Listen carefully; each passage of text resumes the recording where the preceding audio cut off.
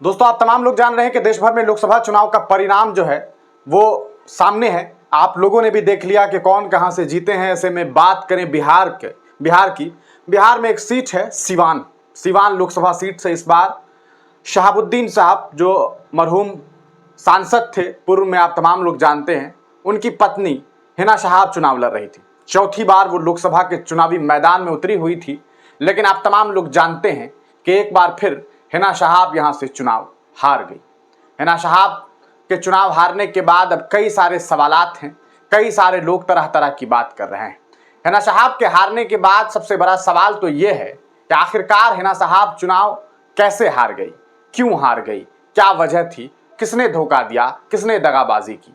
जो हिना शहाब के बारे में ये चर्चाएं थी, जिस हिना शहाब के बारे में ये बातें हो रही थी कि इस बार तो उन्हें तमाम दल के लोग समर्थन दे रहे हैं, चाहे वो अगड़ा हो, पिछड़ा हो या दलित हो या जो लोग भी हैं, तमाम लोग उनके साथ थे। न सिर्फ मुसलमान, बल्कि कहा जा रहा था कि अपर कास्ट के ज्यादातर जो लोग हैं वो हिना शहाब के साथ थे। लेकिन जो रिजल्ट आया वो काफी चौंकाने वाला रहा। रिजल्ट हम आपको दिखाते हैं और फिर आपको हम बताते हैं कि पूरा मामला क्या हुआ। ये आप देखेंगे, शुरुआती वक्त की ये तस्वीरें हैं, लेकिन क्या हुआ है वो हम आपको सीधे सीधे समझाते हैं। देखिए, अगर आप बात करेंगे तो हिना शहाब जो हैं वो चुनाव हार गई हैं और उन्हें जो हार मिली है वो काफ़ी चौंकाने वाली है। टोटल वोट्स के आंकड़े यहाँ पर दिए हुए हैं, जिसे अगर आप देखेंगे तो हिना शहाब को टोटल वोट 2,93,084 मिलता है। वहीं अगर बात करेंगे आप विजय लक्ष्मी की, जो इस बार जो है कैंडिडेट थी, आप तमाम लोग जानते हैं विजय लक्ष्मी देवी, उन्हें 3,85,565 वोट मिला और हिना शहाब जो है वो चुनाव हार गई। अब सवाल ये उठता है कि आखिरकार ऐसा कैसे हुआ। जिस सिवान में अपर कास्ट की आबादी लगभग 4 लाख, जिस सिवान में अच्छी खासी आबादी मुसलमानों की 3 लाख से ज्यादा, जिस सिवान में यादवों की अच्छी खासी आबादी, जिस सिवान में अच्छी खासी आबादी दलितों की, पिछड़ों की, आखिर वहां से हिना शहाब चुनाव हारी तो कैसे हार गई। अब आपको हम कुछ आंकड़े दिखा रहे हैं। देखिए, ये ऑफिशियल आंकड़े हैं जो इलेक्शन के बाद जो है फॉर्म 20 के बाद जो है वो साझा किया जाता है कि किन्हें किस विधानसभा से कितने वोट्स मिले हैं। ये सिवान, जीरादेई और अलग अलग विधानसभा क्षेत्र है, उस विधानसभा क्षेत्र में किनको कितने वोट्स मिले हैं। अगर आप इस तस्वीर को देखेंगे तो आपको तमाम बातें समझ में आएगी। देखिए, हिना शहाब को जो वोट मिला है वो है 61,347 वोट। कहां से मिला है? सिवान से मिला है। और अवध बिहारी चौधरी को कितना मिला है? 23,228। ठीक, अब आप ये देखिए कि विजय लक्ष्मी को कितना वोट मिला? 70,895। अब आप सोच रहे होंगे ये आंकड़े मैं क्यों दिखा रहा हूं। अब आपको बताते हैं कि इसमें मामला क्या है। सिवान विधानसभा जो क्षेत्र है, यहां के सांसद हैं, यहां के विधायक जो हैं वो कई टर्म जो विधायक रहे, उनका नाम है अवध बिहारी चौधरी। अब सवाल ये उठता है कि जिस जगह के अवध बिहारी चौधरी खुद विधायक हैं, वहां का वोट सबसे ज्यादा मिल गया विजय लक्ष्मी को और इन्हें सिर्फ मिला 23,000 वोट। ये किस तरह के आंकड़े कि जो विधायक है वहां का, उन्हें सिर्फ 23,000 वोट, और जेडीयू की जो कैंडिडेट है उन्हें 70,000 वोट मिल गया। 61,000 वोट हिना शहाब को मिला, लेकिन सारा का सारा वोट जो मिलना चाहिए था, अगर बात की जाए, क्योंकि ऐसा तो नहीं है कि पहली बार, ये छठी बार गालिबन 6th टर्म जो है यहां से विधायक बने, इनका पूरा वोट बैंक है सिवान, तो यहां वोट क्यों नहीं मिला। स्थानीय लोग बताते हैं कि असल मामला यह हुआ कि अवध बिहारी चौधरी को यह फरमान मिला था कि कुछ भी हो जाए मैडम चुनाव न जीत जाए, कुछ भी हो जाए मैडम चुनाव न जीत जाए, और इस वजह से फील्डिंग लगाई गई।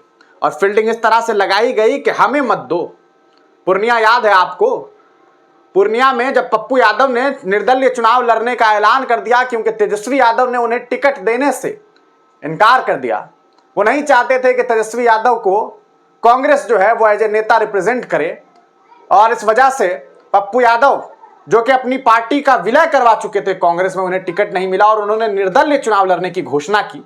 चुनाव लड़े और चुनाव जीते, और जीत करके ये बात कही कि आज हमारा छोटा भाई, यानी कि वो तेजस्वी यादव को लेकर के कह रहे थे कि वो नहीं चाहते कि हम नेता बन जाएं, क्योंकि अगर हम नेता बन जाते तो उन्हें शायद इस बात से परेशानी थी कि अरे ये कैसे नेता बन जाएंगे। और यही वजह है कि पप्पू यादव ये बात कह रहे हैं कि हम मिथिलांचल हार जाते, हम दरभंगा, मधुबनी, झंझारपुर जैसे सीट पर चुनाव कैसे हार सकते थे, हम अररिया हार गए जहां हमारे लोग हैं। ये एक बड़ा सवाल उन्होंने किया और यही वजह है कि पप्पू यादव कहते हैं कि हम सिवान भी हार गए। खैर, सिवान के हार के पीछे जो सबसे बड़ी बातें आ रही है वो ये कि आखिर वक्त में फरमान आया कि अवध बिहारी साहब, आप तो आरजेडी में रह करके भी चुनाव अब जीत नहीं पाएंगे, क्योंकि निर्दलीय हिना साहब जो चुनाव लड़ रही है, तो यूं किया जाए कि यहां का वोट जेडीयू में ट्रांसफर करवा दिया जाए और फिर एक साजिश के तहत जो वोट बैंक सिवान का था वो ट्रांसफर होकर के विजय लक्ष्मी के पास चला गया और अपने दम पर यहां जो हिना साहब है वो 61,347 वोट गेन करती है। लेकिन जो सिवान विधानसभा का जो वोट था वो सीधे सीधे ट्रांसफर हो जाता है। कहां ट्रांसफर हो जाता है? यहां ट्रांसफर हो जाता है।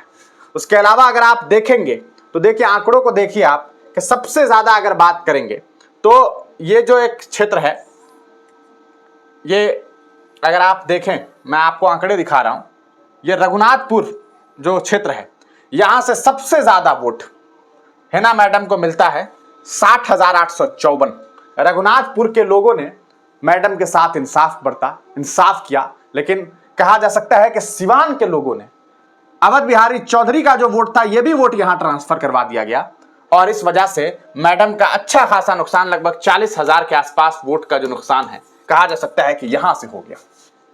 वरना ये अगर ट्रांसफर होना था तो वहां होना था, लेकिन उसे वहां ट्रांसफर नहीं किया गया। मैडम के चुनाव हारने के पीछे की सबसे बड़ी वजह यह है कि कुछ लोगों ने वादे और दावे तो बड़े बड़े किए, लेकिन जब वक्त आया तो उन्होंने उनके साथ दगाबाजी की और वो पीछे हट गए और वो वोट ट्रांसफर हो गया। यही वजह है कि हिना मैडम वहां से चुनाव हार गई।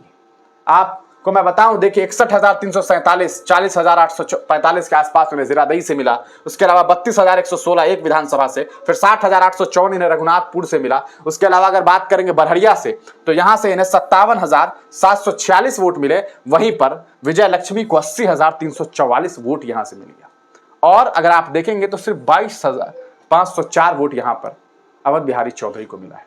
इतने बड़े खिलाड़ी को आरजेडी ने यहां पर आजमाया और फिर लास्ट में हुआ यह कि आरजेडी को सिर्फ और सिर्फ 1,98,000 वोट मिला और मैडम को 2,93,000 वोट मिला।